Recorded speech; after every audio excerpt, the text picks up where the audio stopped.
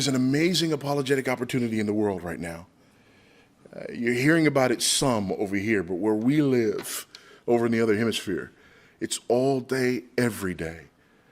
There are these refugees who are pouring out of the Middle East. What are we going to do with these refugees in the Middle East? Listen, regardless of what your opinion is on how we should respond, please don't miss the apologetic opportunity. I love when people bring this up, because usually what they're doing is they're arguing from the second table of the law. Love your neighbor as yourself. And most of these people reject the first table of the law. Well, you can't uphold the second table of the law without the first. Love God with all your heart, soul, mind, and strength, and love your neighbor as yourself. So when people are saying we need to respond to this tragedy with obedience to the second table of the law, I say, let's talk about the first. Because you can't talk about the second without talking about the first.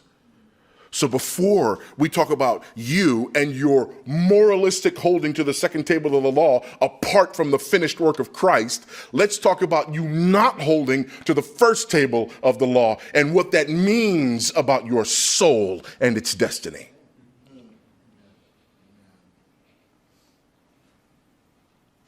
We start vertical. We start vertical. And if we start vertical, and if that love of God with all our heart, soul, mind, and strength is confronted with a horizontal relationship that demands for its own comfort, that I negate or neglect my vertical responsibility, it cannot be done. It cannot be done. I will always offend you horizontally if the vertical demands it. Because true love can do nothing else. So if you are not in right relationship vertically with God, and I'm trying to appease you horizontally and not confront you with the wrongness of your vertical relationship with God, I'm actually not loving you at all. I'm guilty of two things. Number one, I'm guilty of idolatry because I'm putting whatever benefit I get from my relationship with you above that of my relationship with God.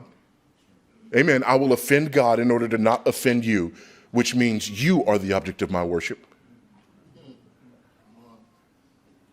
And then secondly, I'm actually using you because whatever that benefit that I'm drawing horizontally, it's more important to me than your soul. And I will watch you bust hell wide open if that's what it takes for me to not do anything to compromise whatever benefit it is that I am gaining from you horizontally.